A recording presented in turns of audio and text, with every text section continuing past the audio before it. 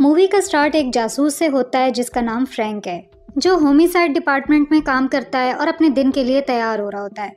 जल्द ही उसे अपनी बेटी सैम की कॉल आती है जो अपनी माँ के साथ दूर रहती है।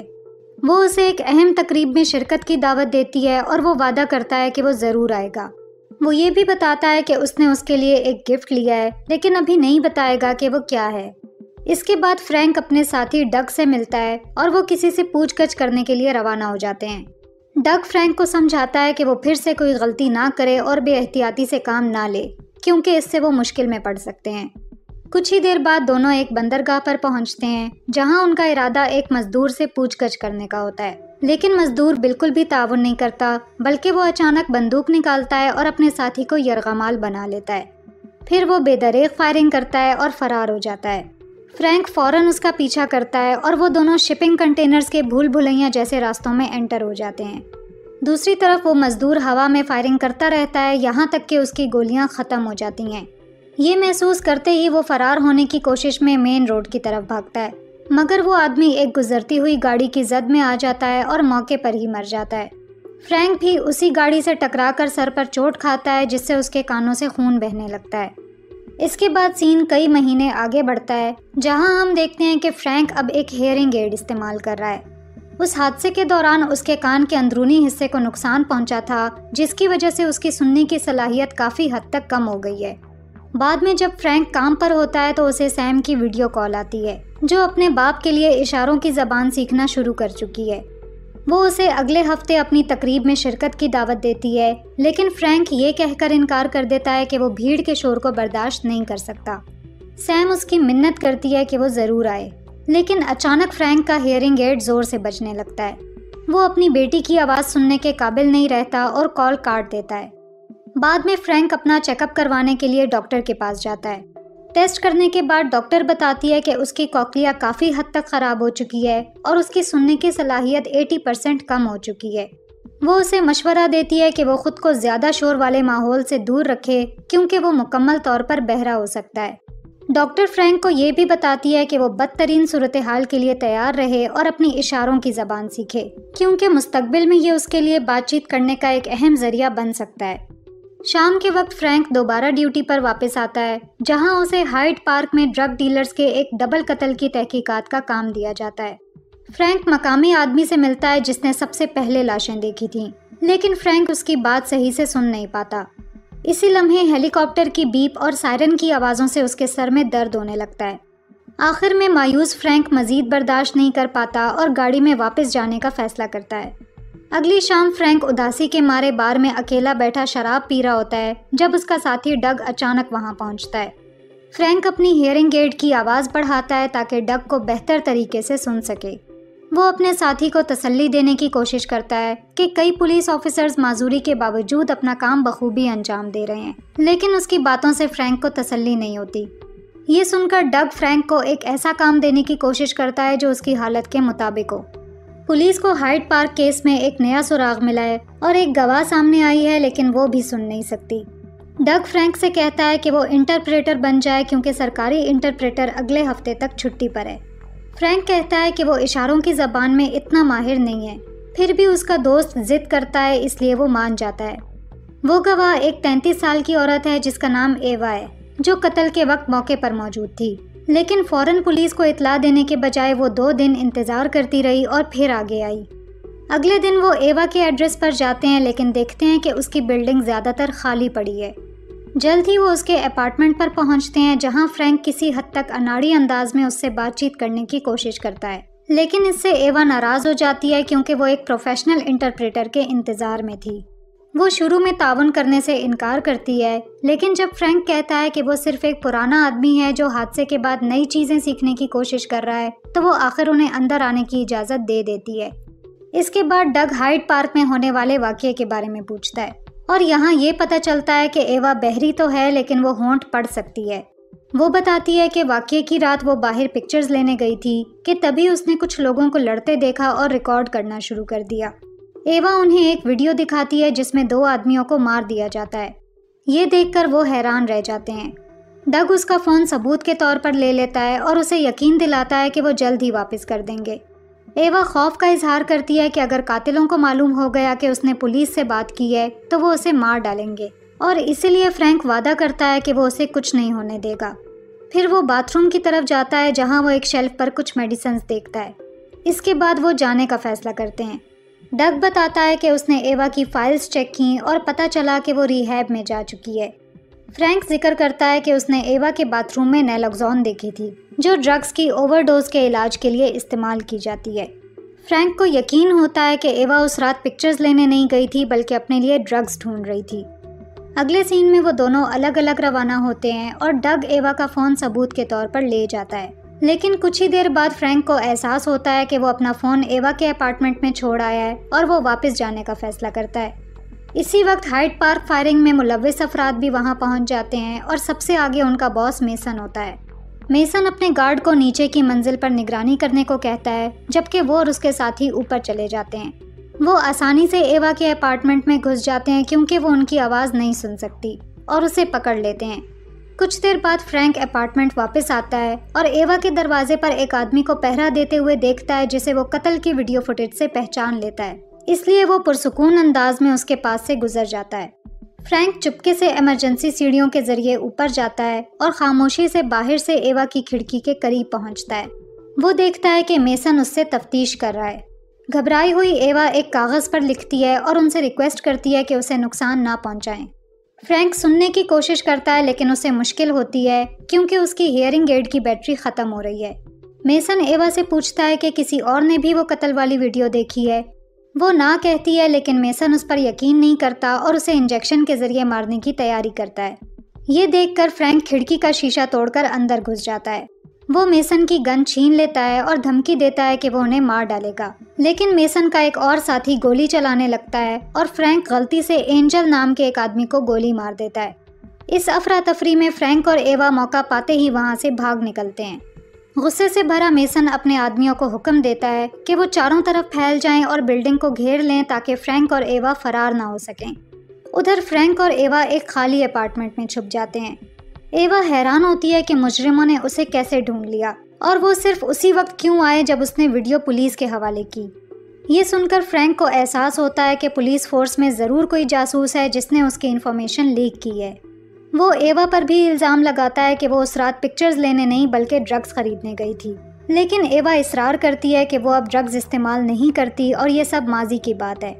वो कहती है कि एक गैलरी ने उसकी पिक्चर्स नुमाइश के लिए पेश करने की ऑफ़र की थी, इसलिए उस रात वो बाहर जाकर खुशी मनाना चाहती थी।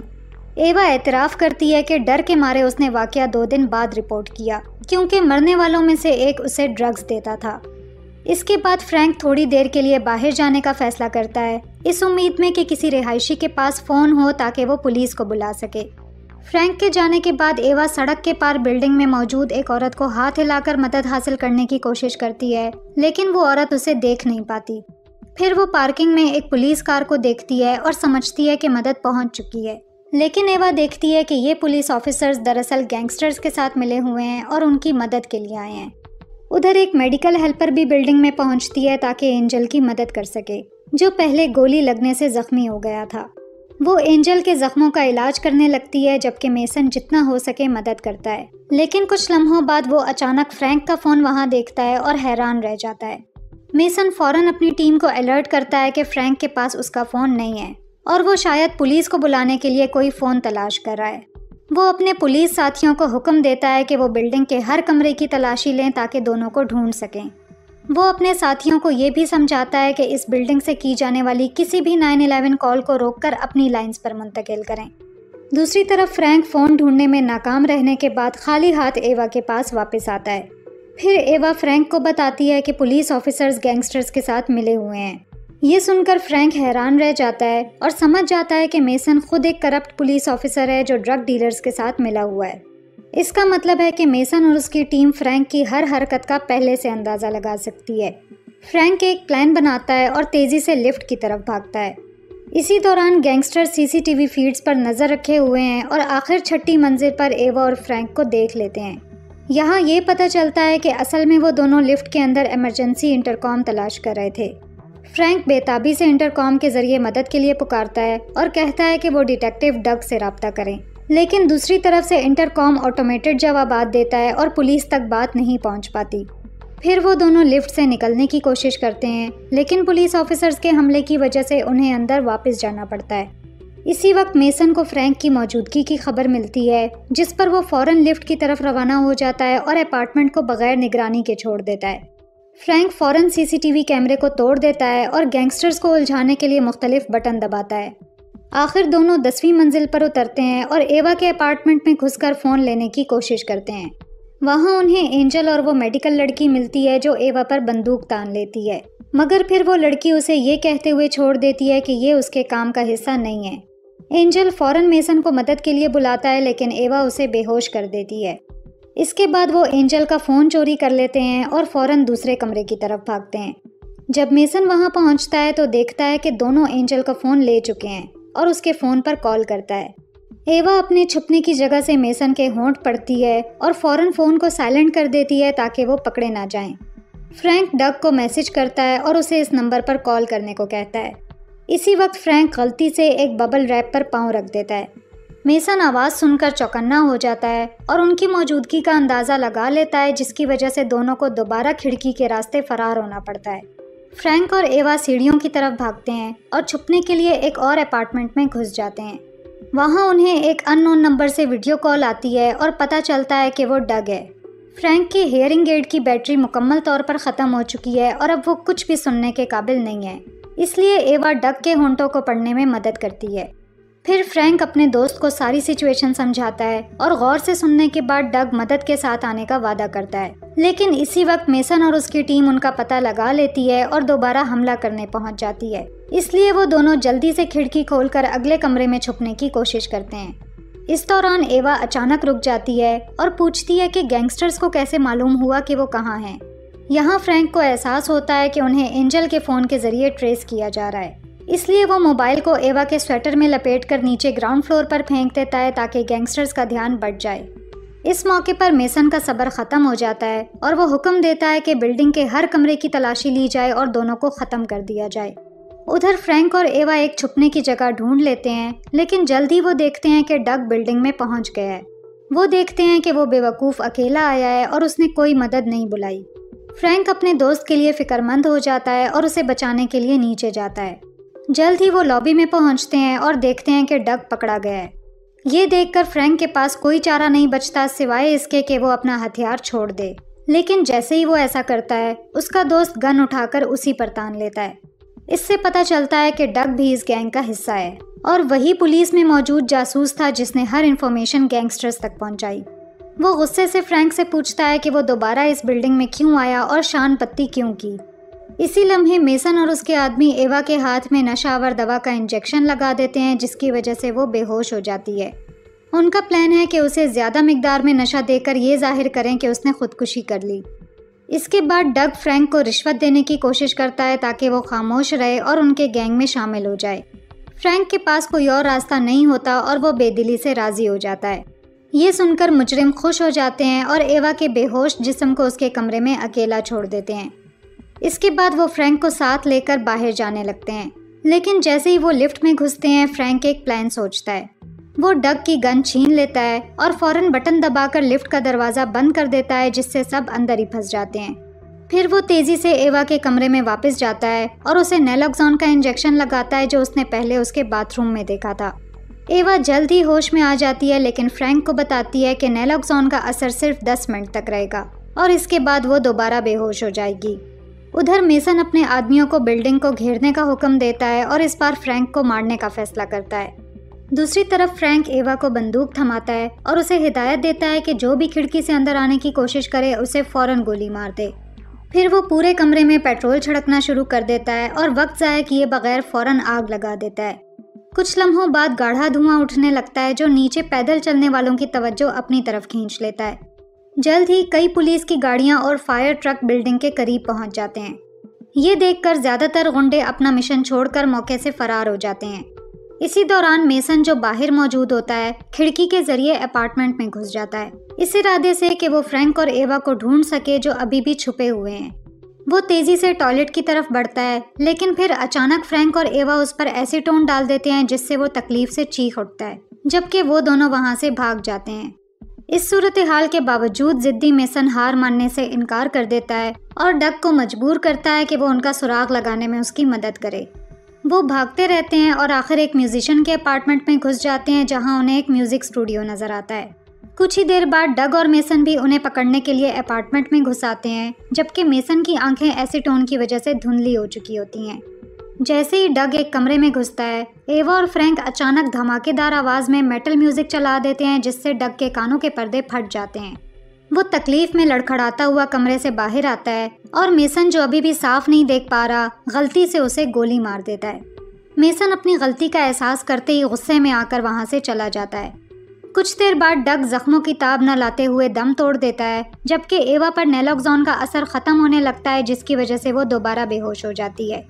परेशान फ्रैंक एवा को होश में लाने की कोशिश करता है, लेकिन उसे किसी के आने का एहसास होता है, इसलिए वो फौरन छुप जाता है। मेसन वहां पहुंचता है और एवा को बेहोश देखकर हैरान रह जाता है, लेकिन फ्रैंक चुपके से उसके पीछे आता है और गिटार से जोरदार वार करके उसे बेहोश कर देता है।